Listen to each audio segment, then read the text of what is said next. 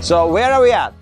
We are just inside of the southern tip of the oldest part of Jerusalem, down in the valley.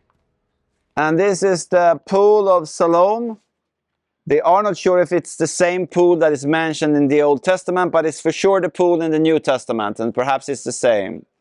And this was used for purification rites. Fresh water coming straight into it, so it was pure. I was here perhaps 15 years ago. I joined a tour with 3 people. And we had the most excellent guide. He was the assistant to the archaeologist who has been leading the excavations here. And when I was shown around by him, most of this area is newly excavated. And they started to excavate on the stairs that is straight ahead like that. You can go in and have a peek after I've talked. You cannot come too far. You can go up like 25 steps and then you have to go down again. But they are about to open it up so you can go all the way.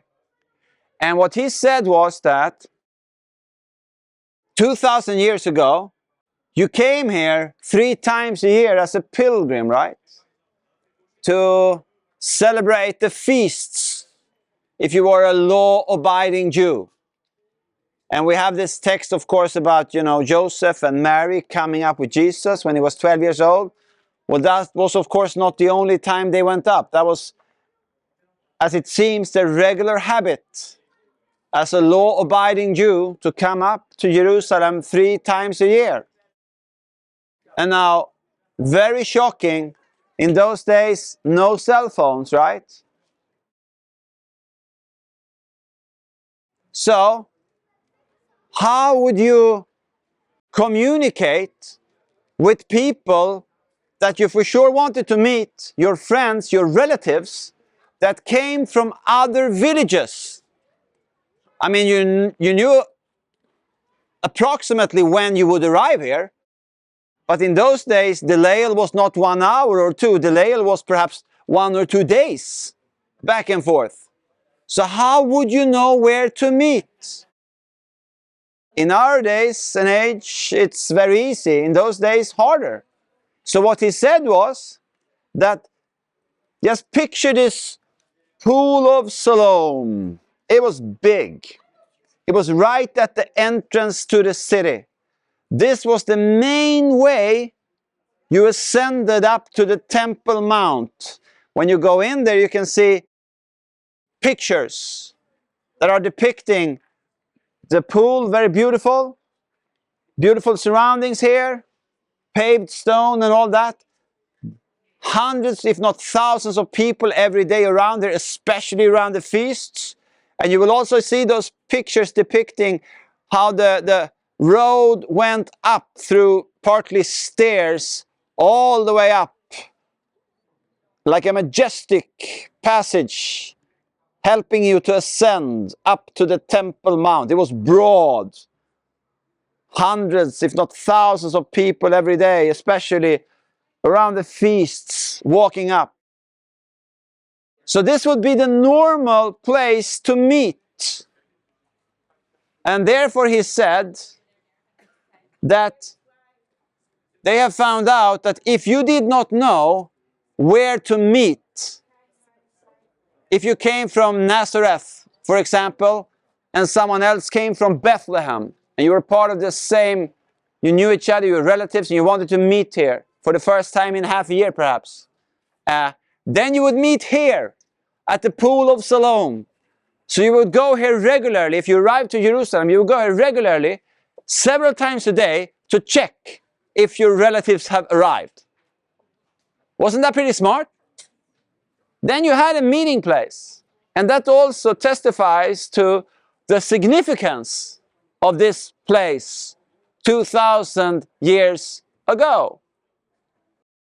So one thing that was pretty awesome when I was here with the assistant to the chief archaeologist was that they had found out When I came, they had just opened up the stairway going up to the Temple Mount. It was only a week ago. And what they had found when they opened up that stairway was something very odd. And you can see it when you go in there. And that was that some of the stairs on the right-hand side, someone had cracked the stone open. So you could see down to an empty space beneath the stairs. And it was so really odd. Who would have an interest 2,000 years ago, because no one has seen this for 2,000 years, who would have an interest in, cracking them open? So what did he do? Well, they understood this might be mentioned in Josephus. Josephus is a Jewish man who became a Roman general. And he wanted to show his loyalty to the Jewish people. So he wrote about biblical history, and not the least about the uprising of the Jews, 66 to 73. And he wrote lots about how the Romans crushed that rebellion here in Jerusalem. So now they have excavated and they have found this hole, several holes in several stairs. And they ran up, he told me, and I met him 1 week after this happened. They ran up from here and they ran up to the office. They opened Josephus and they started to read a 2,000-year-old text, the Roman Jewish general, if you will. And they found the passage where Josephus writes that when the Romans came to the stairs right above the pool of Siloam, they suspected that the zealots had hid beneath the stairs. So they cracked the stairs open and went down and they caught the zealots. I think that's kind of cool. How you can check out, 2,000 years ago history is perfectly correct. If we read from John 9, we hear about this very place. And it's very fascinating because Jesus heals thousands. But what we find out in the New Testament, we only have a few examples, right? Of the thousands and thousands and thousands that he performs a miracle on. In fact, his miracles are so provable that even those who are against him testify to his miracles. They just say it's from the devil. But they do not say that he doesn't make miracles. They say he makes lots of miracles, but it's from the devil. So he heals thousands. We only get a glimpse, a couple of examples. And there we find out, in a fascinating way, that Jesus heals different people in different ways. And he has different messages that he sends by healing people in different ways. And now we have something very strange. And I will just give you one thought. You probably have many more good insights into this, so you'll get just one little piece here from me. John 9, verse 1. As he was passing by, he saw a man blind from birth. His disciples asked him, Rabbi, who sinned, this man or his parents, that he was born blind? Neither this man nor his parents sinned, Jesus answered. This came about so that God's works might be displayed in him. This was a blind man. Most probable, he was already hearing what was going on. How he reacted, we do not know. But all of a sudden, he must have started to understand that the famous Jesus, the famous prophet, that more and more people believed to be the very Messiah, he had now stopped and he was focusing on him. He could not see him, obviously, but he heard him and he understood that he's right now approaching me. And then he goes on. We must do the works of him who sent me while it is day. Night is coming when no one can work. As long as I am in the world, I am the light of the world. That was the same thing that he had said during the feast of, and now it's hard for a Swede, Sukkot in Hebrew, the feast of booths. Booths. I almost rick my tongue. Booths.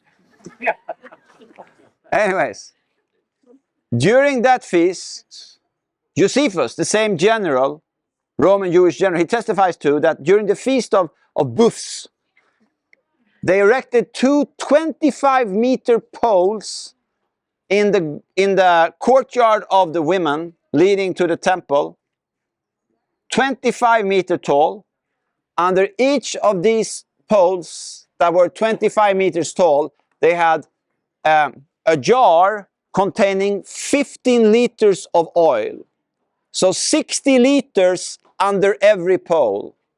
And he keeps on describing, and I think you have this also in Jewish other scriptures from that time, how the priests, the young priests, they climbed up the poles and they used old priests' clothes as the wick. And then they tell us that they lit those lampstands during the whole feast of the tabernacle. And Josephus writes that you could see the light in every street all over Jerusalem. And they danced around the poles. And in the innermost ring was the rabbis. And some of those rabbis could juggle with different things like torches. So it's a big party, right? Perhaps it is then, most probably it is then, that Jesus cries out in John 8:12, when they are dancing around those big lights.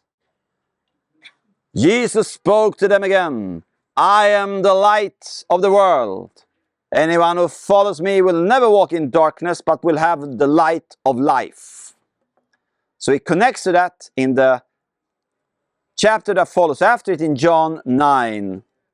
I am the light of the world. And now he's going to show it through a man who is blind. And now listen how odd this is. After he said these things, he spit on the ground, made some mud from the saliva. I looked at mud in the Greek language, by the way, right before I preached to you right now, and mud means mud. Incredible. It's a miracle. He made some mud from the saliva and spread the mud on his eyes. Now this is very, very strange, very, very different thing to do. Can you imagine that man standing there? Like, what's happening? Right? Well, go, he told him, wash in the pool of Siloam. Because Siloam, or Siloam that you say in English, I think that sounds very tough, Siloam, that comes from a Hebrew word that is salach. And salach means to send, because the water was sent to this pool from the spring of Gihon. And therefore it was the sent water who already had been sent, salach. That's what it is called, the pool of Siloam. And now Jesus, he steps into that word when he sends him. So this man is sent, he left. And now just picture this. Just imagine this man now coming. It doesn't say that Jesus went with him. Rather that he went by himself. I mean, he was for sure accompanied by other people, but Jesus stayed behind. But this guy comes in. Can you imagine? Hundreds, if not thousands of people are here, waiting for their relatives. This is the center. Before you ascend to the Temple Mount, this man comes running, with the mud on his eyes, and then people tell, it's Jesus. Jesus did this. Jesus has put that mud on his eyes, and Jesus has salach. He has sent him to Siloam. He sent him to the pool that has the same name. And now the man is, going down into the pool, and he starts to wash his eyes. And now thousands there are aware of that Jesus has done something very strange. And those who live in Jerusalem know, and we see that later on in John 9, they know he was born blind. He's blind.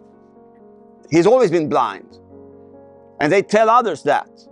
I'm from Jerusalem, I know a guy, he has always been blind. He's been blind since birth, and now Jesus has done this, So everybody was just watching this guy. And he's washing his eyes. And all of a sudden, for the first time in his life, he can see. I would say that was pretty smart of Jesus. That glorified his name. So this man comes up and can see, and the rumor just spreads, and Jesus' temperature goes up to an even higher fever pitch. Jesus has given sight to the blind man. Thank you for joining us at the Pool of Siloam. As you may be able to tell, the message was a short one. Our buses pulled up right by us, and because it is rush hour, we had to leave earlier than expected. But this just gives you a more realistic feel of what a real pilgrimage on the ground is like. Sometimes you can spend significant time at a spot, and other times your stop needs to be very brief. This is Israel, and as it is said, the only thing that is consistent is change. But we can still learn from Hans's shortened message. So let's just dig in here for just a minute. Hans shared not just about the miracle of healing of the blind man, but also Jesus' strategic manner in sharing the word. We see in the Gospels that Jesus is very strategic in his ministry. It's not just random activity. He ministers out of Capernaum, which was a strategic hub of commerce and activity where the word could be spread through all those passing through. We can also see this in the Apostle Paul's ministry, where he strategically chose places of significance like Corinth, Athens, and Ephesus, where the gospel would be spread more rapidly. Strategy and wisdom are not contrary to God's will if we are being led by the Spirit and are not being sinfully manipulated. Perhaps the question for each of us today is, how can we strategically share the gospel as a church, as a member of our community, as an employee, or in another specific and unique position where God has placed us? I've had burning bush moments and unquestionably divine interventions in my life.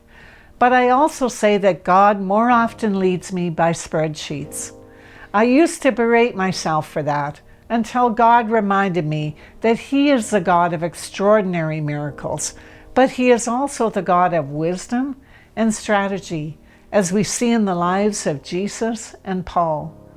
So let's take a quiet moment now to reflect on the unique position God has placed each of us in, the unique voice, skills, and experience that God has given each of us, the unique community God has led us to, and to ask God how He can use me specifically or my church specifically to share His gospel in a strategic way while there is still time.